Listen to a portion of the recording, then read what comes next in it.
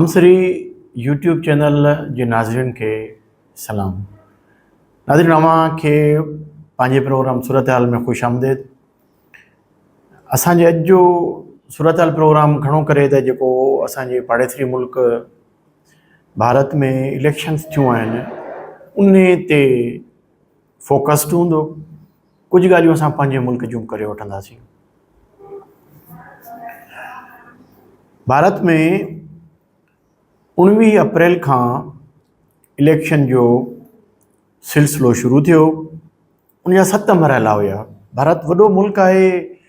97 या 98 crore registered vote आहिनि ऐं उन जी जेका ॿुधाई थी वञे अॼु ताईं त उते जेको वोटर टर्नआउट रहियो आहे उहो 66-67% रहियो आहे। मतिलबु त 66 करोड़ या 65 करोड़ माण्हुनि वोट उते पंहिंजो कास्ट कयो आहे। ज़ाहिर आहे वॾो हिकिड़ो मरहलो तमामु वॾो आहे ऐं उनखे कामयाबीअ सां हुननि अंजाम ताईं पहुचायो। इलेक्शन कमीशन जो इदारो इंडिया जो उन एॾो वॾो कमु कयो ऐं उन ते कंहिं बि पार्टी हुकूमती पार्टी हुजे या अपोज़िशन पार्टियूं उन्हनि एतिराज़ कोन कयो। इहो उतां जे इदारनि जो हिकिड़ो उन जी सूरत हाल बहितरु आहे त उन्हनि ते पंहिंजा पॉलिटिकल पार्टीज़ पंहिंजा माण्हू एतबार कनि था। उनजो सबबु इहो आहे त उहे इदारा नो डाउट के उन्हनि में कुझु ख़ामियूं हूंदियूं पर उन्हनि खे पंहिंजो पाण खे घणो करे ज़िम्मेवार ऐं कानून ते अमल करण वारनि इदारनि जे तौर ते पेश कयो आहे, जंहिंजे करे ई एॾो वॾो जमहूरी मुल्क जंहिंमें बि कोताहियूं आहिनि सभई कोताहियूं आहिनि पर हू हिकिड़ो मज़बूत मुल्क जे सूरत में मज़बूत जमहूरी मुल्क जे सूरत में असांखे नज़र अचे थो पियो। आइन ते हलंदड़, आइन खे ताक़तवर सम्झंदड़ ऐं पोइ तरक़ी कंदड़ मुल्क त ज़रूरु जेको आइन ते हलंदो। आइन छा आहे? आइन हिकिड़ो ईअं सम्झो कि सीमेंट आहे जेका तव्हां मुल्की इमारत ठाहियो था। जेकॾहिं सीमेंट कमज़ोर हूंदो त पोइ उहा इमारत ताक़तवर न हूंदी न। पोइ वारी जो किलो चइबो आहे न ॾींदासीं। उन्हनि वारी जो किलो वॾो न ॾियो आहे। उन्हनि पंहिंजे आइन खे 47 खां वठी ताक़तवर बनायो आहे। अप टू डेट 2024 में बि हू चवंदा त आइन रियासत ऐं आम माण्हुनि जे विच में उहो हिकिड़ो दस्तावेज़ आहे जंहिंजे ज़रिए तव्हां माण्हू खे ऐं मुल्क खे ताक़तवर बनाए सघो था पिया। उहो एग्रीमेंट आहे। हाणे वरी असां पंहिंजे मुल्क में ॾिसूं था त असां आइन सां छा छा न कयो आहे ऐं छा छा न करे रहिया आहियूं। 7 मरहला थिया। 1 जून ताईं इलेक्शन्स थींदियूं रहियूं ऐं तमामु घटि वाक़िया थिया जेके जिन में चइजे तशदुद थियो।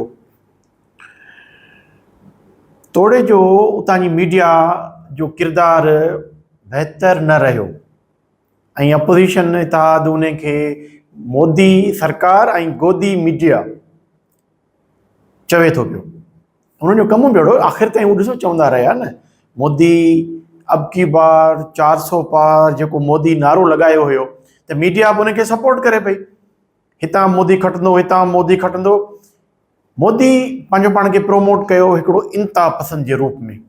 सिर्फ़ु हिकु मज़हब जी ॻाल्हि करे पियो। उन मज़हब जे बि जेके अशराफिया क्लास हुयो उन जी ॻाल्हि करे पियो। को बि मज़हब उन माण्हू जे लाइ बहितरु आहे जेको उनजो फॉलोअर आहे। असांखे त एतिराज़ु कोन्हे इन ॻाल्हि जो पर जेकॾहिं उन मज़हब खे हथियार तौरु इस्तेमालु थो कयो वञे जिथे बि थिए थो पियो जंहिं बि मुल्क में थिए थो पियो त पोइ बिल्कुलु मुनासिबु कोन्हे को। ऐं उन जा पोइ जेके निकिरनि था रिपल्केशन जेके निकिरनि था न उहे उन मुल्क खे खोखलो कनि था पिया। उहो कहिड़ो मुल्क बि हुजे कहिड़े नाले सां बि मज़हबी माण्हू सिर्फ़ु आम माण्हू खे दॿाए इहो ग़लति आहे। त मोदी ईअं कयो त हिंदू मज़हब जे उन तबिके खे हुन ताक़तवर बनाइणु चाहियो पिए ऐं प्रोमोट करणु चाहियो पिए। जॾहिं त हिंदू मज़हब में जेको हेठियों जेको तबिको आहे जंहिंखे निचली ज़ात वारा चवंदा आहिनि उन्हनि खे बि हुन टारगेट बनायो, मुस्लमाननि खे टारगेट बनायो, क्रिश्चन खे टारगेट बनायो, सिखनि खे टारगेट बनायो, जेके वीचारा आदिवासी हुआ, खाना बदोश जंहिंखे चवंदा आहियूं, उन्हनि खे हुन टारगेट बनायो, चथरूं कंदो रहियो।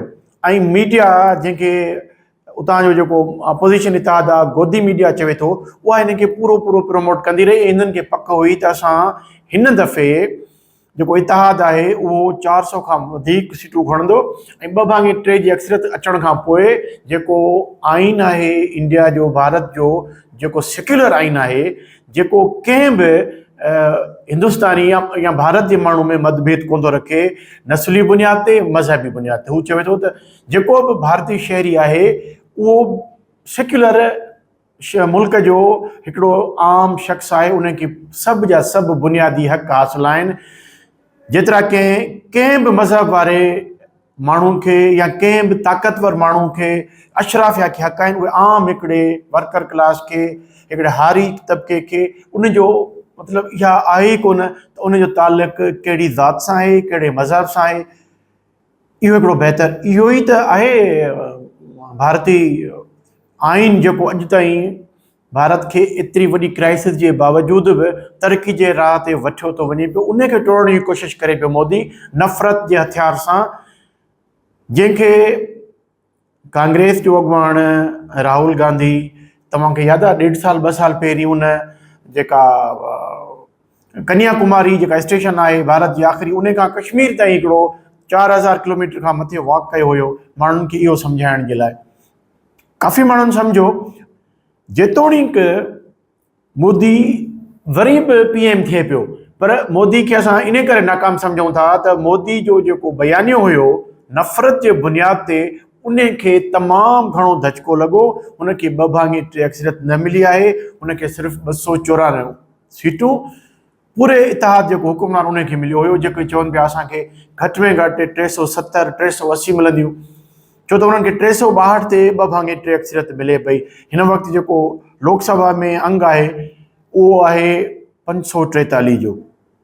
उते कुझु अहिड़ा असांखे नज़र आया, जीअं दिल्ली में उन्हनि खे अपोज़िशन इतिहाद खे उन्हनि खे हार थी आहे। जेतोणीकि उते अरविंद केजरीवाल जहिड़ो माण्हू CM वेठो आहे, उनजे बावजूदि बि दिल्ली जे माण्हुनि मोदी खे वोट कयो। हाणे उनजी मर्ज़ी आहे, पर जनरली जेका मीडिया जेको प्रमोशन हुई मोदी जी, उन्हनि खे धकु लॻो आहे। ऐं इहो इज़हार अपोज़िशन अॻुवाणनि जंहिंजी सरबराही राहुल करे रहियो, उन्हनि चयो त असांजो मुक़ाबिलो सरकारी मशीनरी सां बि हुयो, ब्यूरोक्रेसी सां बि हुयो, जुडिशरी में वेठल माण्हुनि सां बि हुयो, ऐं हिकिड़ी इंतिहा पसंद सोच सां बि हुयो। असां इंतिहा पसंद सोच खे एतिरो त रोके वियासीं त हू 2-3 अक्सरियत सां न अचनि, ऐं जेको असांजो आइन आहे उन सां का हथ चुरांद करे सघनि। इंडिया जी पोज़ीशन इहा आहे।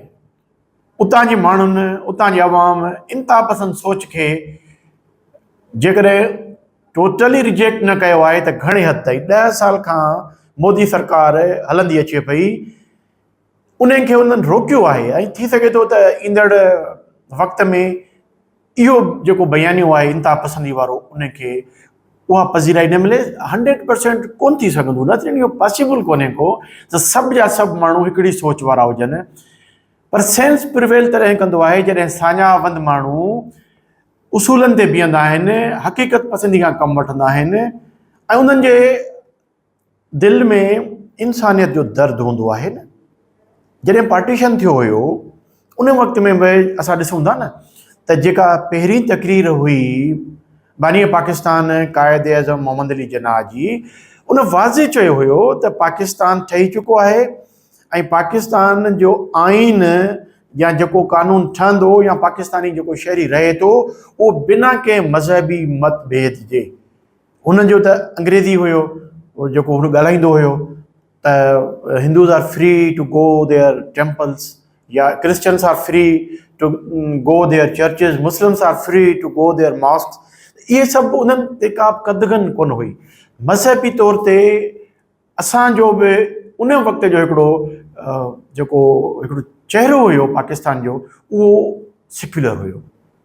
छा हिन वक़्तु असां चऊं था त असांजो मुल्क सेक्युलर आहे, इहो नज़र कोन थो अचे न।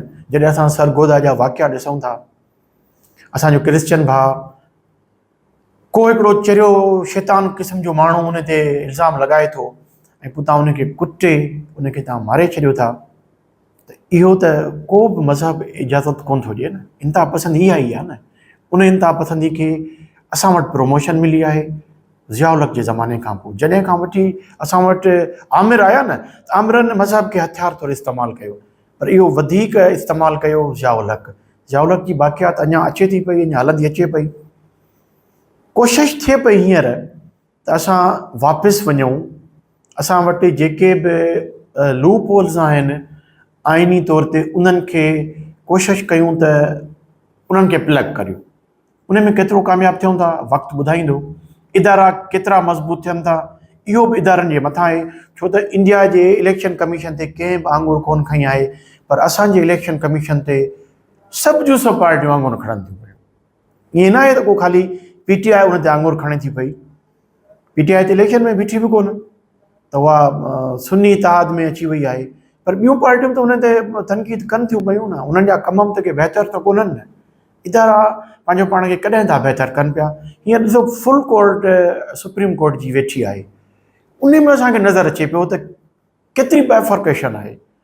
मतिलबु जज असांखे वकील नज़र अचनि पिया, बजाए जो सुवाल वकील खां पुछनि हिक ॿिए सां बहस कनि पिया। इहा पोज़ीशन पार्लियामेंट में बि आहे। इन्हनि शयुनि ते इदारनि जे जेके सरबराह उन्हनि खे बि सोचणो आहे, पार्लियामेंट में जेके माण्हू वेठा आहिनि उन्हनि खे बि सोचणो आहे, आइन खे मज़बूत करणो आहे। अॼु असां सिर्फ़ु इन करे उन्हनि जी फोकस कई आहे भारत वारी त उते आइन केतिरो मज़बूत हुयो ऐं आइन जे बेस ते इलेक्शन विढ़िया। हू न पिया चाहिनि त हिकिड़े अहिड़े माण्हू खे जेको इंतिहा पसंदी जी सोच खे वधाए पियो उन खे असां एतिरो हक़ ॾियूं त जीअं हू आइन में तरमीमूं करे सघे। माण्हुनि रोकियो। असांजो माण्हू आइन खां परे बीठो आहे, उनखे शायदि उहा ताक़त मिली कोन्हे का, छो त आइन में ख़ुदि ताक़त न रही आहे। पर इहो तावील बहितर कोन्हे को। आइन खे पंहिंजी ताक़त मञाइणी पवंदी। पार्लियामेंट में जेके माण्हू वेठा आहिनि, जहिड़े बि नमूने वेठा आहिनि, उन्हनि खे पाकिस्तान जे आइन जो वक़ार बुलंद रखणो पवंदो। बाक़ी सभु शयूं बहितर थींदियूं, हिकिड़ी शइ त बहितर कयो, आइन खे ताक़तवर बनायो। आइन में जेकॾहिं तव्हां वटि के सम्झो था त लूप होल्स आहिनि त उन्हनि खे प्लग कयो। इहो कमु पार्लियामेंट जो आहे। जुडिशरी जो कमु आहे उनजी तशरीह करणु। ब्यूरोक्रेसी जो कमु आहे इंतिज़ामिया बहितर हलाइणु। ऐं इदारनि जो कमु आहे त पंहिंजे इदारनि खे ज़िम्मेवार बनाइनि। जेसि ताईं इहो न कंदासीं तेसि ताईं असांजो मुल्क कमज़ोर रहंदो, इदारा ताक़तवर न रहंदा, इदारनि जी पंहिंजो पाण में वेड़ नज़र ईंदी, हुकूमतूं जहिड़ियूं बचनि कमज़ोर हूंदियूं। अवाम असांखे बि सोचणो आहे त असां कहिड़नि माण्हुनि खे वोट करियूं था। छा उन्हनि खे वोट करियूं था जेके कूड़ जे सियासत ते पंहिंजी पूरी इमारत ठाहियो बीठा आहिनि, या उन्हनि खे सपोर्ट करियूं था जेके बहरहाल कुझु न कुझु पंहिंजे अंदरि में जमूरियत रखनि था ऐं पंहिंजो पाण खे अवाम जे अॻियां जवाबदार महसूसु कनि था। असां आइनी रस्तो न वठण जे करे पंहिंजा दग विञाया आहिनि। अचो त हाणे बहितर दग ते हलण जी कोशिशि करियूं। नाज़रीन, अॼु जो प्रोग्राम अव्हां कीअं लॻो? अव्हां जी फीडबैक जो इंतज़ारु रहंदो। अला भाई।